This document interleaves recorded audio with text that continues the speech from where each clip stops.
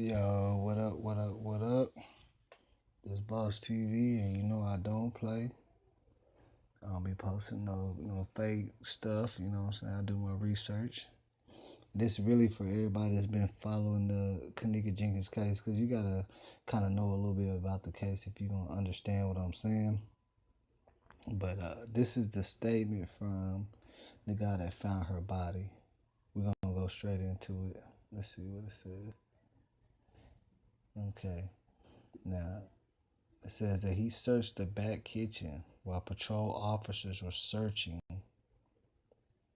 the dock area and dock roof area. He explained that the kitchen was originally a kosher kitchen, which had been closed for approximately 2 months as renovated for an upcoming establishment were being prepared. He first checked the walk-in cooler. He explained that there is a second door with a walk-in freezer.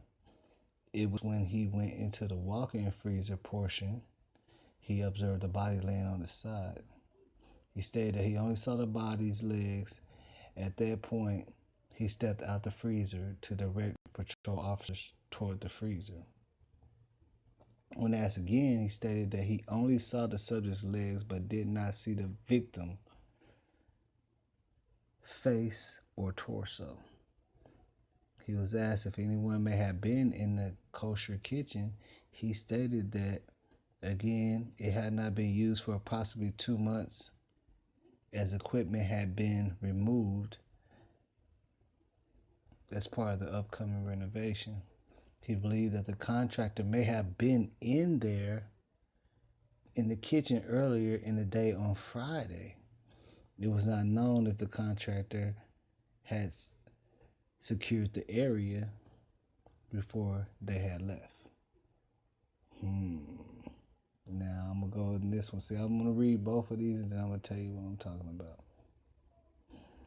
I asked if he knew the normal operating temperature of the freezer. He stated that he was unaware of the normal operating temperature, and he stated that he was also unsure of the schedule which the engineering checks the coolers and freezers. He did recall the cooler and freezer units were cold when he went in.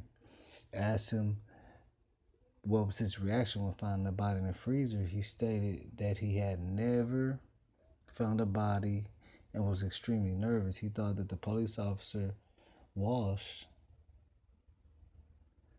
searching the area was behind him when he entered the cooler. When he noticed that he was not behind him, he had already located the victim and went outside of the unit to bring the officer towards the walk-in cooler and the freezer. Okay, so that's his statement. That's the guy that found her. I don't know. I'm still confused on if he's a security guard or manager because there's so many different things on who they say he is. But check this out. Dude already said in the first part that I read that when he went down there to the walk-in freezer, that he knew the patrol officers were searching the dock and they were on the roof, right?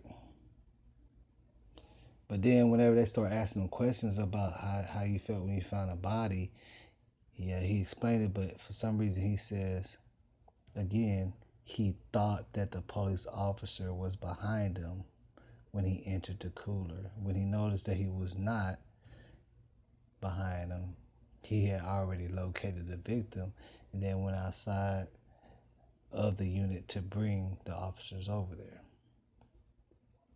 But he just said in the beginning part of his statement, he knew that the officers were not with him. He knew that they were on the roof and on the dock. He went down there by himself to check the cooler. You get what I'm saying? I mean, do you even catch on to that? Like when they pressured him just a little bit and asked him like, "How do you feel about it?" That came out. He said, "I thought the officer was with me when I found her because it was so, you know, it was so crazy, and I was so nervous. But so you just pretty much admitted, like in so many ways, that you went all the way down there by yourself without no hints or nothing, straight down there.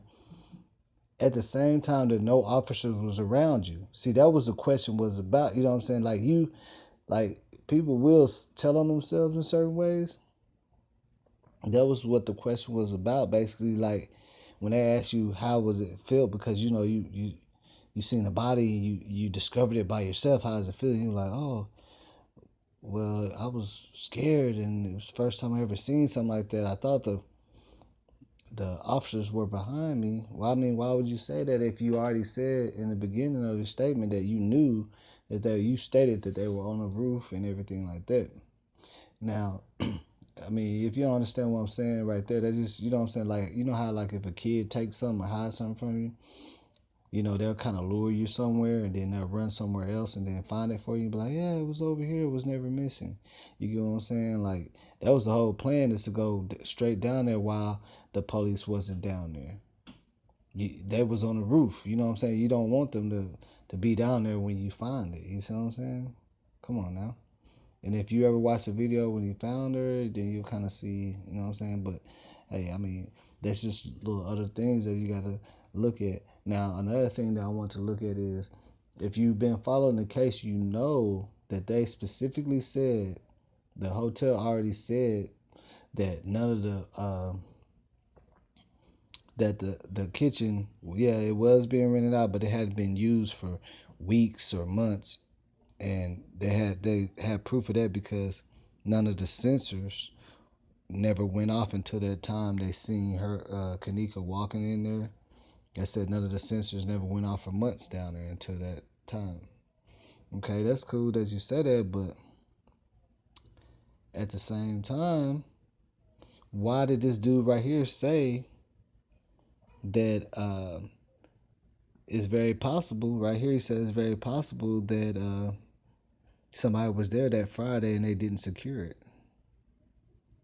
And it's like, those are two statements from the hotel. So it's like somebody knows something. You know what I'm saying? Like, he's not going to say that he knows it's possible they were there if they never been there like that for a long time. I mean, it wouldn't be a possibility. So evidently the possibility is people have been in there.